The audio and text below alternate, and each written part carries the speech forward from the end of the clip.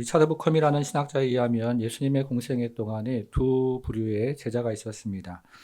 한 부류는 문자 그대로 예수님을 따라다니는 제자들이었습니다. 예수님과 함께하고 예수님을 따라다니면서 함께 복음을 전하고 또 치유 사역을 하는 제자들이 있었습니다. 그러나 한 부류는 자신의 처소에 머물러서 예수님을 섬기는 제자들이 있었습니다. 베다니의 마리아와 마르다 그리고 나사로처럼 자신의 처소에 머물면서 예수님을 섬기는 제자들이 있었는데, 이들은 예수님이 이들의 마을을 방문할 때마다 예수님을 집으로 초대해서 섬기는 제자들이었습니다. 이 같은 두 부류의 제자들 중에서 문자 그대로 예수님을 따라다녔던 대표적인 제자들은 예수님의 12 제자들이었습니다. 그러나 예수님을 따라다녔던 여성 제자들도 있었습니다. 이들 가운데 7명의 이름이 성경에 기록되어 있는데, 성경에 그 내용이 길게 기록이 되어 있지 않기 때문에 우리는 이 여성 제자들에 대한 많은 정보를 알지는 못합니다. 더군다나 오늘 본문에 나오는 막달라 마리아도 그 여성 제자 중에 한 명이었는데요. 이 막달라 마리아에 대한 기록도 많이 기록이 되어 있지 않기 때문에 막달라 마리아에 대한 내용도 우리는 많이 알고 있지는 못합니다. 6세기 말에 교황 글레고리가 막달라 마리아를 누가복음 7장에 나오는 죄인 여성과 동일시 하였기에, 그 이후로부터 막달라 마리아를 누가복음 7장에 나오는 그 여인과 함께하면서 오랜 역사는, 기독교 역사는 이 막달라 마리아가 그 전에 창녀였다고 그렇게 또 기록을 하고 있지만, 누가복음에 나오는 죄인이 막달라 마리아라는 성경적인 증거는 없습니다. 여러분, 그러면 오늘 본문의 주인공인 막달라 마리아는 어떤 여인이었을까요? 사람들은 막달라가 성이고 마리아가 이름이라고 생각하지만, 이 막달라라는 말은 갈릴리 호수에 있었던 작은 어촌 마을의 이름이었습니다. 그녀는 갈릴리 호수에 위치한 작은 막달라라고 하는 어촌 마을에서 태어났는데, 성경은 다른 마리아와 구별하기 위해서 그녀를 막달라 마리아라고 기록을 하고 있습니다. 그런데 이 막달라 마리아에게는 매우 어두운 과거가 있었습니다. 누가복음과 마가복음에 의하면 그녀는 이전에 7 귀신 들렸던 자라고 기록을 하고 있습니다. 그녀는 7 귀신이 들렸던 불쌍한 여인이었는데, 이 7이라는 숫자는 그녀에게 얼마나 큰 마귀가 역사했는지를 보여주고 있는 숫자입니다. 그래서 존 메가더 목사님은 그녀가 적어도 7가지 정신적인 증상과 또 육체적인 질병을 앓았을 것이라고 그렇게 이야기를 합니다. 그러나 그녀가 그리스도를 만난 이후에 그리스도의 제자가 되었고 새 사람이 되었습니다. 우리가 누가복음 8장에 나오는 기록을 보면 여성 제자들 가운데 그녀의 이름이 가장 먼저 기록이 되어 있기 때문에 그녀는 가장 헌신적인 제자였을 가능성이 있습니다. 특별히 누가복음에는 그녀가 다른 여성들과 함께 자신의 재물을 가지고 우리 주님을 섬겼다고 기록을 합니다. 아마도 마리아는 부모로부터 물려받은 재산을 주님과 제자들을 위해서 사용했을 것입니다. 여러분, 막달라 마리아는 어디까지 우리 주님을 따랐을까요? 우리 주님께서 이제 갈릴리 사역을 마치고 예루살렘에 올라가서 종교 지도자들과 빌라도의 재판을 받으시고 십자가에 돌아가셨습니다. 그런데 그 장면을 읽어보면 그 자리까지 함께한 여성들 중에 마리아도 함께 있었다고 기록을 하고 있습니다. 요한을 비롯한 제외한 다른 남자 제자들이 예수님의 십자가 현장에 뿔뿔이 터져 도망하셨지만, 막달라 마리아는 마지막 그 현장까지 따라갔던 여자 제자였던 것입니다. 아리마대 요셉과 니고데모가 예수님을 장사할 때에도 막달라 마리아는 그들을 따라다니며 마지막 자리를 지켰습니다. 그리고 그로부터 36시간 정도가 지난 후에 막달라 마리아는 다른 여성 제자들과 함께 예수님의 무덤을 방문했습니다. 예수님의 장례를 제대로 치르기 위해서 안식 후 첫날 예수님의 무덤을 다시 방문했던 것이죠. 여러분, 그런데 그 무덤 문이 열려 있었고 시신이 사라졌습니다. 그녀는 정신없이 달려가서 이 사실을 베드로와 요한에게 알렸고 두 사람은 무덤을 향해서 달려갔습니다. 막달라 마리아는 그들보다 조금 늦게 도착을 했는데 이미 두 사람이 집으로 돌아간 상황이었고, 이제 막달라 마리아는 그 무덤 앞에 혼자 있는 모습을 오늘 본문을 통해서 보게 됩니다. 제가 지금까지 말씀드렸던 것이 오늘 본문의 배경인데요. 요한은 AD 30년 4월 8일 아침에 홀로 있었던 이 막달라 마리아를 기록하면서 특별히 두 개의 극적인 장면을 우리에게 그림처럼 보여주고 있습니다. 오늘 그 두 가지 극적인 장면을 중심으로 오늘 본문을 한번 생각을 해보겠습니다. 첫 번째 장면인데요. 여러분 주보안에 보시면 첫 번째 장면은 마리아가 울고 있는 모습입니다. 우리 오늘 본문을 시작하는 11절을요. 우리 다시 한번 좀 읽어보겠습니다. 11절 시작. 마리아는 무덤 밖에 서서 울고 있더니 울면서 부부려 무덤 안을 들여다보니. 여러분 지금 마리아는 무엇을 하고 있습니까? 지금 마리아는 울고 있죠.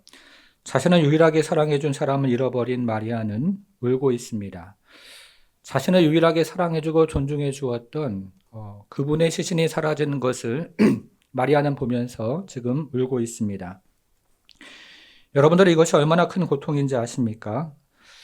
저는 세월호 사고가 정치적인 이슈가 되기 전에 세월호 사고가 있었던 팽목항을 방문한 적이 있습니다. 팽목항을 방문해서 그 유가족들을 도울 것이 있는가 좀 살펴보려고 찾아갔는데요. 안타깝게도 제가 그들을 도울 수 있는 것이 없었습니다. 그들에게 가장 절실한 것은 바닷속에 있는 가족들을 찾는 것이었습니다. 세월호 사고로 딸을 잃어버린 한 아버지가 이런 편지를 썼습니다. 꼭 껴안아도 따뜻해지지 않을 너의 모습이 떠오를 때마다 가슴이 찢어지는구나. 아직도 차가운 바닷속에 있는 너의 고통은 상상조차 못하겠단다. 너를 가슴에 묻는 엄마, 두 오빠, 그리고 이 아빠 모두 상처를 안고 살아가겠지만 그래도 힘을 내보려고 한단다. 그러니 그곳에서 아픈 기억 모두 잊어버리고 편히 쉬렴. 사랑하는 딸아. 17년 동안 우리 가족에게 소중한 추억을 안겨주어서 정말로 고마워. 가슴 찢어지도록 보고 싶단다. 그리고 미안하다. 시신을 찾지 못하는 가족들에게는 그 무엇으로도 채워지지 않는 상실감의 아픔이 있었습니다. 사랑하는 여러분, 우리 자신이 직접 이런 고통을 겪지 않더라도 우리는 이런 고통을 겪고 있는 사람을 알고 있거나 또 지금 그 고통을 겪고 있는 사람을 보게 됩니다.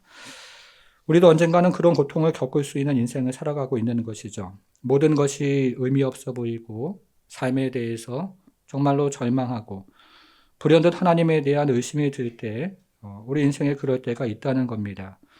특별히 사랑하는 사람을 잃어버리고 완치되지 않는 병마와 싸우고 불의의 사고를 당할 때 우리는 그렇습니다. 우리는 육체적인 어려움을 당하면서 이런 고통을 겪기도 하고 공황이나 우울증처럼 내적인 어려움을 당하면서 이런 고통을 겪기도 합니다. 이런 고통이 내면에서 깊어지면 앞으로 살아가야 될 소망과 또 이유를 잃어버리는 경우도 종종 있습니다. 지금 마리아가 그랬습니다. 마리아는 모든 소망을 잃어버리고 무덤 앞에서 울고 있습니다. 여러분 그런데요, 우리가 오늘 본문을 읽어보면서 요한이 알려주는 알아야 되는 사실이 한 가지가 있습니다. 그것은 예수님이 마리아를 떠난 것이 아니었다는 것이죠. 반대로 예수님은 부활하셔서 그녀 곁에 계셨습니다. 다만 마리아가 깨닫지 못하고 지금 무덤 밖에서 울고 있는 것입니다. 우리 12절부터 15절까지를 읽으면서 그 사실을 한번 확인해 보겠습니다. 12절부터 15절까지를 다시 한번 좀 읽어볼게요. 시작. 흰옷 입은 두 천사가 예수의 실제 누였던 곳에 하나는 머리편에 하나는 발편에 있었더라. 천사들이 이르되 여자여 어찌하여 우느냐. 이르되 사람들이 내 주님을 옮겨다가 어디 두었는지 내가 알지 못함이니이다. 이 말을 하고 뒤로 돌이켜 예수께서 서 계신 것을 보았으나 예수이신 줄은 알지 못하더라. 예수께서 이르시되 여자여 어찌하여 우느며 누구를 찾느냐 하시니 마리아는 그가 동산직인 줄 알고 이르되 주여 당신이 옮겼거든 어디 두었는지 내게 이르소서. 그리하면 내가 가져가리이다. 지금 마리아는 빈 무덤 앞에서 혼자 울면서 무덤 안을 들여다보았는데요. 그 안에 흰옷 입은 두 천사가 보였습니다. 천사들이 마리아에게 어찌하여 우느냐라고 물었고 마리아는 사람들이 주님의 시신을 어디에 두었는지 모른다고 대답을 했습니다. 마리아는 눈물이 앞을 가려서 지금 천사의 존재를 알아보지 못하고 있습니다. 그때 부활하신 예수님이 마리아에게 나타나서 다시 한번 어찌하여 우는지를 물었습니다. 마리아는 예수님이 동산직인 줄 착각하고 당신이 주님의 시신을 어디에 두었거든 그것을 내게 알게 해달라고 말을 합니다. 마리아는 너무나 울어서 눈이 퉁퉁 부었던지 우리 주님의 모습을 알아보지 못하고 있습니다.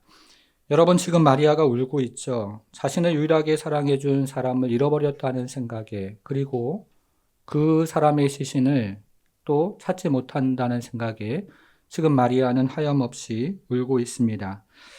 여러분, 그러나 예수님이 그녀를 떠나시는 것이 아니었습니다. 반대로 예수님이 부활하셔서 그녀 곁에 계셨습니다.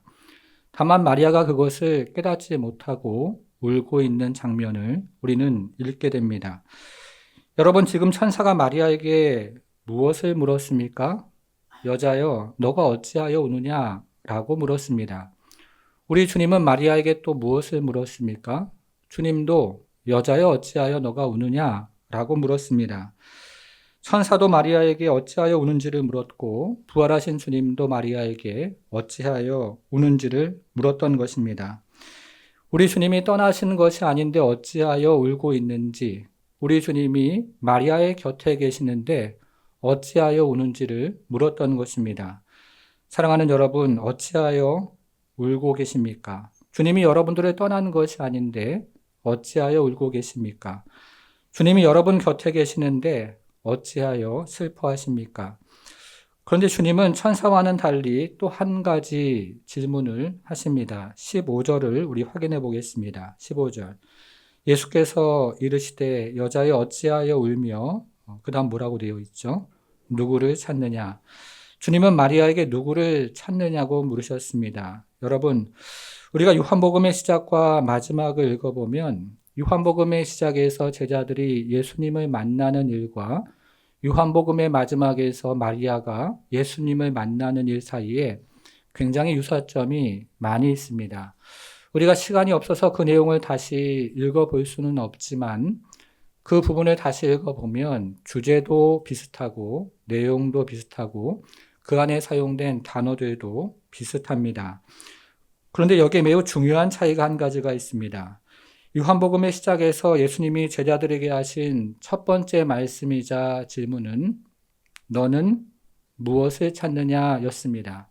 굉장히 단순하지만 굉장히 중요한 질문이었습니다. 너는 무엇을 찾느냐? 재물을 찾느냐? 너의 인생에서 건강을 찾느냐? 명예를 찾느냐? 너는 무엇을 찾느냐? 라고 우리 주님은 처음 입을 열어서 제자들에게 말씀을 하십니다. 여러분, 그런데 이 질문이 여기서 바뀌고 있습니다. 요한복음 마지막에서 예수님이 마리아에게 하셨던 첫 번째 말씀이자 질문은 너는 누구를 찾느냐 였습니다. 이 질문은 요한복음 전체에서 가장 핵심이 되는 질문입니다. 너는 누구를 찾느냐? 부자를 찾느냐? 권세자를 찾느냐? 너의 인생을 도울 도우미를 찾느냐? 너는 누구를 찾느냐? 아니면 마리아처럼 죽은 예수를 찾느냐? 라고 우리 주님 물어보셨던 것입니다. 사랑하는 여러분, 여러분들은 무엇을 찾으러 이 자리에 오셨습니까? 그리고 누구를 찾으러 이 자리에 오셨습니까? 우리는 무엇을 찾기 전에 누구를 찾아야 합니다. 우리는 그 누구, 부활하신 주님을 찾아야 하는 것이죠. 죽어있는 주님을 찾는 것이 아니라 우리는 이 자리에서 부활하신 우리 주 예수 그리스도를 찾는 것입니다. 오늘도 부활의 주님을 찾는 여러분 되기를 주님의 이름으로 축복합니다. 여러분, 마리아와 예수님의 만남은 요한복음의 시작 부분을 떠올리게 할 뿐만 아니라 성경의 시작 부분을 떠올리게 합니다. 그래서 지난 수세기 동안의 성경의 주석가들은 요한복음의 마지막 두 장과 성경의 마지막 두 장에서 공명점을 발견했습니다. 우리가 창세기 2장을 읽어보면 여호와 하나님께서 동산을 창설하시고 그 안에 사람을 두십니다. 첫 번째 동산인 에덴 동산을 창설하시고 아담과 하와를 그곳에 두셨습니다. 그런데 그곳에서 인간의 타락이 일어나죠. 처음 동산에서 여자가 남자에게 선악과를 주었고 남자가 그 선악과를 먹었을 때 그 동산에 영적인 사망이 들어왔습니다. 하나님께서 아름답고 풍요로운 처음 동산을 주셨지만 뱀의 말을 들었던 아담과 하와에게 이 동산은 잃어버린 동산이 되었던 것입니다. 그 이후로 우리의 인생은 오늘 본문에 나오는 마리아와 같은 인생이 되었습니다. 마리아처럼 이 땅에 권세 잡은 자에게 붙들려 사는 인생이 되었죠. 그리고 마리아처럼 동산에서 무덤 안을 한없이 바라보면서 슬픔 가운데 죽어가는 인생이 되었습니다. 여러분, 그런데 예수님의 순환 이야기는 그 동산으로 들어가는 곳에서 시작을 합니다. 우리가 오래전에 살펴보았는데요. 자막이 없습니다. 함께 성경을 넘겨서 확인해 보겠습니다. 18장 1절로 가볼게요.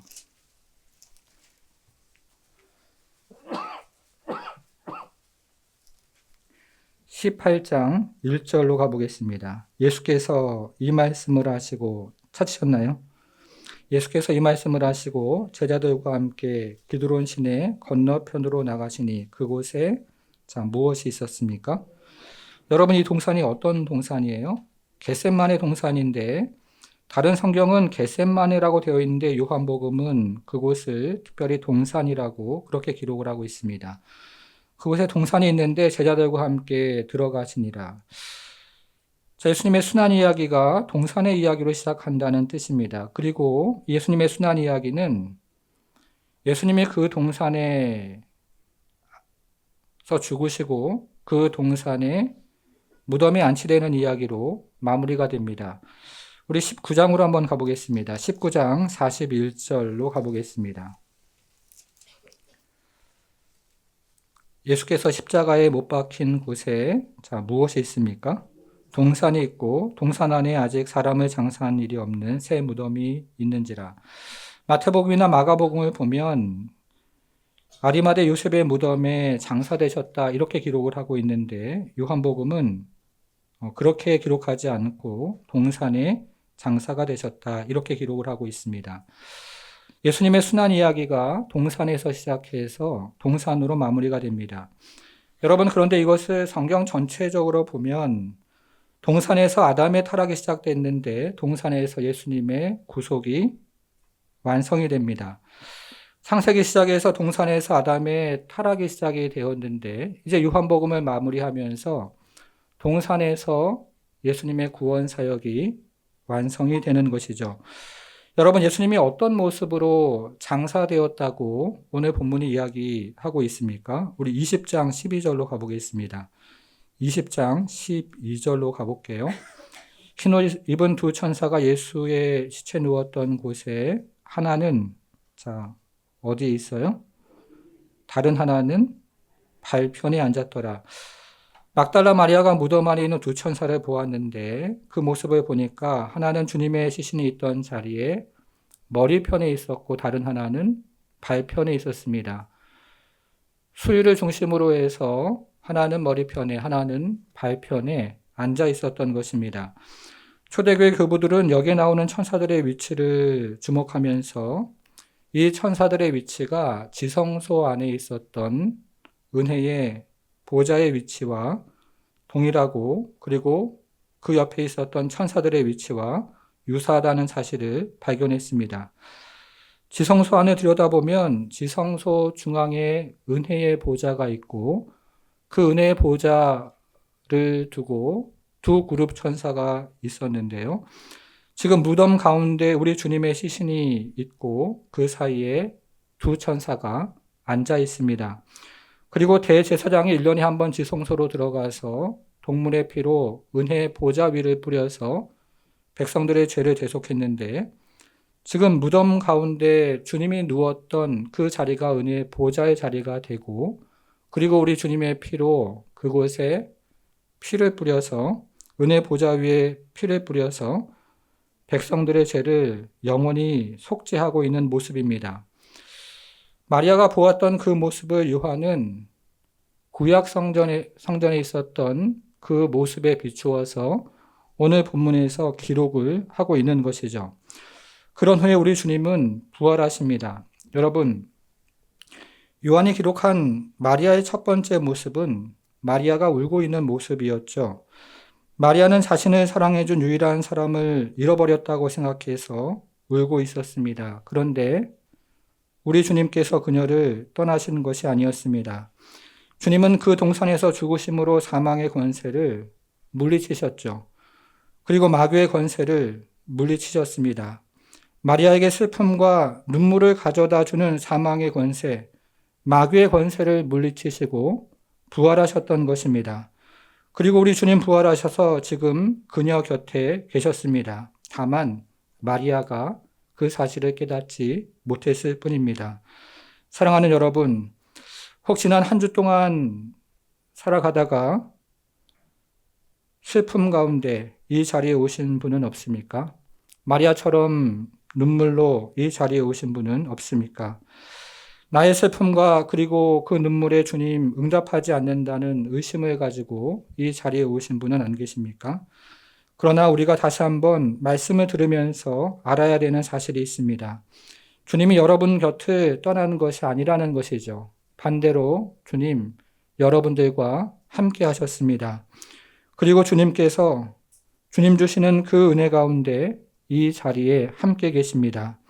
사망의 권세를 물리친 주님께서 여러분들과 지금 함께 계시고 어둠의 권세를 물리치신 우리 주님께서 지금 이 자리에 우리들과 함께 하심을 믿습니다. 여러분, 오늘 본문에 두 번째 장면이 있는데요. 그 두 번째 장면은 마리아가 주님께 매달리고 있는 장면입니다.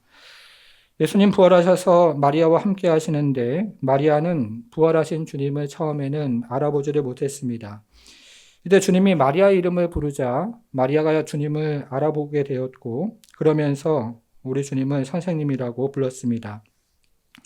그리고 마리아는 너무나 기쁜 나머지 우리 주님을 덥석 붙잡습니다. 이때 주님이 마리아에게 어떻게 말씀을 하셨을까요? 우리 17절로 한번 가보겠습니다. 17절. 예수께서 이르시되, 자, 그 다음 뭐라고 되어 있죠? 나를 붙들지 말라. 마리아는 너무나 기뻐서 우리 주님을 붙잡고 있습니다. 너무나 기뻐서 주님을 껴안았을 수도 있고, 혹은 주님 앞에 엎드려 그분의 발을 붙잡았을 수도 있습니다. 이제 마리아는 어떤 대가를 치르더라도 우리 주님과 헤어지지 않을 그 단호한 결심을 가지고 우리 주님을 붙잡고 있습니다. 그러나 우리 주님 마리아에게 말씀하시죠. 나를 붙들지 말라 말씀하십니다. 사도들에게는 자신을 만져보라 하셨던 그분이 지금 마리아에게는 나를 붙들지 말라라고 말씀하십니다. 여러분, 왜 주님은 마리아에게 나를 붙들지 말라고 말씀하고 계십니까? 주님은 마리아에게 지금 과거의 방식으로 나를 붙들지 말라고 말씀하고 계십니다. 마치 내가 너의 개인적인 꿈을 이루어주는 그런 분으로 생각하지 말라는 것이죠. 이 땅을 살아가면서 예수님 때문에 재물을 회복하고 또 건강을 회복하고 그리고 명예를 회복하려는 생각, 그런 생각으로 나를 붙들지 말라고 말씀하십니다. 여러분, 제자들이 부활하신 주님을 알게 되었을 때 그들이 어떤 기대감을 가지게 되었을까 하는 것은 쉽게 생각해 볼 수가 있습니다. 제자들은 우리 주님이 죽음을 이기고 부활하셨으니 이제 못할 일이 없겠구나 라고 생각을 하면서 로마로부터의 정치적인 해방을 꿈꾸었을 것입니다. 실제로 사도행전 1장 6절을 읽어보면 우리 주님께서 부활하신 후에 40일 동안 제자들에게 나타나서 하나님 나라에 대해서 가르치셨지만 제자들은 여전히 이스라엘의 정치적인 부활을 꿈꾸고 있었습니다. 그래서 주님은 그런 방식으로 나를 붙들지 말라고 말씀하고 계십니다. 여러분, 그런데 주님이 마리아에게 지금 나를 붙들지 말라고 말씀하신 더 중요한 이유가 있습니다. 우리 성경을 앞으로 넘겨서 16장으로 한번 가보겠습니다. 16장 7절로 한번 가볼게요.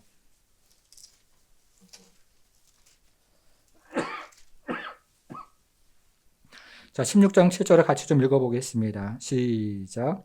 그러나 내가 너희에게 실상을 말하노니 내가 떠난 것이 너희에게 유익이라. 내가 떠나가지 아니하면 보혜사가 너희에게로 오시지 아니할 것이요 가면 내가 그를 너희에게로 보내리니. 우리 주님 고별 설교 때 보혜사 성령에 대해서 말씀하셨는데요. 예수님이 마리아와 영원히 함께하는 것은 육체적인 상태로가 아니라 성령을 통해서였다는 뜻입니다. 예수님이 부활 승천하셔야 보혜사 성령께서 오셔서 마리아와 영원토록 함께 하실 것입니다. 그래서 주님은 마리아에게 나를 붙들지 말라라고 말씀하셨던 것입니다. 사랑하는 여러분, 지금도 주님은 이 자리에 성령으로 함께 하십니다. 여러분의 일터와 또 가정과 삶의 터전뿐만 아니라 우리가 매주에 모여서 하나님 앞에 예배를 드릴 때 우리 주님은 부활하신 주님께서 성령으로 함께 하심을 우리는 믿습니다. 여러분, 그러면 마리아가 예수님을 붙잡지 말고 무엇을 해야 했을까요? 다시 20장으로 돌아와 보겠습니다. 20장 17절인데요. 20장 17절 예수께서 이르시되 나를 붙들지 말라 내가 아직 아버지께로 올라가지 아니하였노라. 너는 내 형제들에게 가서 이르되 내가 내 아버지 곧 너희 아버지 내 하나님 곧 너희 하나님께로 올라간다 하라 하시니. 마리아는 예수님을 붙잡지 말고 형제들, 제자들에게 가서 예수님의 부활과 승천을 알려야 했습니다. 예수님이 유일하게 이 땅에 오셔서 보내신 자의 사명을 완성하시고 다시 보내신 자에게로 돌아가는 유일하신 하나님의 아들임을 마리아는 제자들에게 알려야 했던 것입니다. 다시 말하면 마리아에게는 우리 주님 주신 사명이 있었습니다. 그것은 부활의 사명이요. 그리고 우리 주님이 승천하신다는 것을 제자들에게 알리는 사명이었습니다. 마리아가 지금 가져야 되는 사명은 주님을 붙잡고 있는 것이 아니고 우리 주님의 부활과 승천을 알리는 사명이 그에게 있었던 것입니다. 여러분, 이것은 우리에게도 사명이 있음을 알려주는 것입니다. 우리의 사명은 주님을 붙잡고만 있는 것이 아니라는 거죠. 우리 주님의 부활과 그리고 승천을 그분께서 이 땅에서 하나님께서 주신 모든 사역을 완성하시고 또 그분을 보내신 분에게 다시 올라가셨다는 유일한 하나님의 아들이라는 그 사실을 전하는 사명이 우리에게 있다는 것입니다. 사랑하는 여러분, 우리가 가지고 있는 이 기독교 신앙은 단지 예수와 나가 아닙니다. 오늘날 이 세상에 영향을 받은 세속적인 교회들은 예수의 나의 관계가 전부인 것처럼 말하지만 기독교의 본질은 그것이 아닌 것이죠. 우리가 가지고 있는 이 신앙의 본질은 예수와 다른 사람들 곧 예수와 선교이고 예수와 공동체, 예수와 복음을 전하는 것입니다. 여러분, 아브라함을 불렀을 때 아브라함은 자신이 복의 근원이 되었을 뿐만 아니라 열방을 축복하는 축복의 통로가 되었습니다. 하나님께서 모세를 불렀을 때 모세 인생에 반전이 일어났을 뿐만 아니라 이스라엘 공동체, 그들의 역사 가운데 대반전이 일어났습니다. 하나님께서 사무엘을 불렀을 때에는 사무엘만 우리 주님의 음성을 들었던 것이 아니고 이스라엘 역사 가운데 다시 말씀하시는 하나님을 이스라엘은 경험하게 되었습니다. 하나님께서 바울을 불렀을 때에는 바울의 인생만 변했던 것이 아니라 초대교회 가운데 커다란 부흥을 경험하게 되었습니다. 부활하신 주님을 만난 자마다 사명자가 되었던 것이죠. 여러분, 부활하신 주님을 내 마음에만 모시고 살아가는 인생은 성경에 아무도 없습니다. 부활하신 주님을 내 인생에만 가두고 살아가는 인생도 성경에는 아무도 없습니다. 부활하신 주님을 만나는 자들마다 사명자가 되고 증인이 되었던 것이죠. 사랑하는 여러분, 저와 여러분들의 인생은 어떻습니까? 그리고 우리가 모이는 구역 모임은 어떻습니까? 부활하신 주님께서 그 가운데 좌정하고 계십니까? 그렇다면 우리는 증인이 되어야 하고 사명자가 되어야 합니다. 여러분, 마리아의 사명은 무엇이었을까요? 우리 17절과 18절을 가지고 다시 한번 확인해 보겠습니다. 마지막 두 절을 같이 좀 읽어보겠습니다. 시작. 예수께서 이르시되 나를 붙들지 말라 내가 아직 아버지께로 올라가지 아니하였노라. 너는 내 형제들에게 가서 이르되 내가 내 아버지 곧 너희 아버지 내 하나님 곧 너희 하나님께로 올라간다 하라 하시니. 막달라 마리아가 가서 제자들에게 내가 주를 보았다 하고 또 주께서 자기에게 이렇게 말씀하셨다 이름이라. 여러분 지금 예수님 마리아에게 말씀하시는데요. 제자들을 지금 뭐라고 부르고 계십니까? 제자들을 형제라고 부르죠. 요한복음에서 처음으로 형제라고 부르십니다. 제자들은 예수님을 만나기 이전에 그냥 사람들이었습니다. 요한복음 3장 1절. 그런데 바리새인 중에 니고데모라 하는 사람이 있으니 이렇게 기록이 되어 있죠. 사람이죠. 그러나 예수님이 그들을 불렀을 때 제자가 되었습니다. 그리고 그 제자들에게 주님의 말씀을 계시했을 때 그들은 우리 주님의 친구라 불림을 받게 되었습니다. 이제부터 너희를 종이라 하지 아니하리니 종은 주인이 하는 것을 알지 못함이라 너희를 친구라 하였노니 내가 내 아버지께서 들으는 것을 다 너희에게 알게 하였습니다. 친구라 불림을 받게 된 것이죠. 여러분, 그런데 우리 주님 제자들에게 여기서 지금 뭐라고 말씀하십니까? 나의 형제라고 말씀하십니다. 엄청난 이야기를 하고 계시는 것이죠.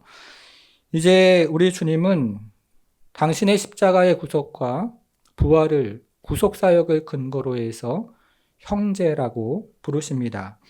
우리 주님께서 십자가에서 그리고 부활을 통해서 구속사역을 완성하심으로 이제 제자들을 나의 형제, 성도들을, 신자들을, 우리들을 나의 형제라고 그렇게 부르십니다. 여러분, 그런데 한번 이 상황을 한번 생각을 해보셔요. 주님이 잡히실 때 주님을 배반하고 뿔뿔이 흩어졌던 그 제자들을 향해서 우리 주님이 형제라고 부르고 계십니다. 우리 주님께서 재판을 받으실 때 우리 주님을 3번 부인하고 저주했던 베드로를 향해서 나의 형제라고 부르십니다. 그리고 십자가에 달리셨을 때 뿔뿔이 등을 지고 도망쳤던 그 제자들 향해서 나의 형제라고 부르십니다. 이들이 회개했다는 어떤 기록도 오늘 본문에 나와 있지 않고 이들이 주님께 돌아왔다는 어떤 기록도 나와 있지 않은 그 상황에서 우리 주님은 그 제자들을 나의 형제라고 그렇게 부르십니다. 사랑하는 여러분, 우리 주님은 그런 사람들을 형제라고 부르셨습니다. 자신의 죄로 말미암아 죽을 수밖에 없었던 인생에 실패가 가득했던 눈물 많은 인생들, 그리고 그 실패와 낙심으로 인생에 나가오자라고 점찍혀졌던 그런 인생들을 향해서 우리 주님 나의 형제라고 부르십니다. 슬픔과 눈물로 가득한 참으로 가련한 인생들, 그리고 고난과 고통으로 숨 쉴 곳 없는 바로 그런 인생들을 향해서 우리 주님은 어떤 대가도 그리고 어떤 조건도 달지 않으시고 나의 형제라고 부르고 계십니다. 여러분, 그리고 우리 주님 이 복음을 전하라고 말씀하십니다. 죄인인 그들이 주님의 부활에 동참한 인생이요, 실패한 그들이 주님의 승리에 동참한 인생이며, 그리고 낙오자인 그들이 주님의 영광에 동참한 인생들임을, 그리고 그 형제들임을 우리 주님 전하라고 말씀하십니다. 슬픔과 눈물로 가득한 인생들, 그 인생들을 고아처럼 버려두지 아니하시고 우리 주님 그들 가운데 성령으로 함께 하시며 그리고 형제라 일컬으셔서 그 인생들을 영원토록 인도하시는 따스한 사랑을 전하라고 말씀하십니다. 사랑하는 여러분, 오늘 본문을 통해서 요한은 2가지 극적인 장면을 우리에게 보여주고 있습니다. 첫 번째 장면에서 마리아가 울고 있었죠. 자신을 유일하게 사랑해 주었던 사람을 잃었다는 그 생각에 마리아는 울고 있었습니다. 2번째 장면에서 마리아는 예수님께 매어 달렸습니다. 이제 어떤 대가를 치르더라도 다시 헤어지지 않겠다는 결단을 하며 마리아는 우리 주님께 매어 달렸습니다. 여러분, 우리는 여기서 마리아의 2가지 실수와 그리고 2가지 오해를 보게 됩니다. 첫째로 마리아는 울었습니다. 그녀가 운 것은 예수님을 완전히 잃어버렸다고 생각해서 울었던 것이지만 예수님은 반대로 마리아 곁에 계셨습니다. 마리아와 함께 하셨죠. 그것이 마리아의 첫 번째 오해였습니다. 둘째로 마리아는 매달렸습니다. 그녀가 예수님께 매달리는 것은 육신의 주님과 함께하기 위해서였지만 우리 주님은 성령으로 함께 하신다고 말씀하십니다. 우리 주님이 성령으로 함께 하시는 것이죠. 그것이 마리아의 두 번째 오해였습니다. 사랑하는 여러분, 그런데 마리아가 지금 오해한 이 두 가지는 우리가 오늘날 신앙생활을 하면서 오해하는 두 가지이기도 합니다.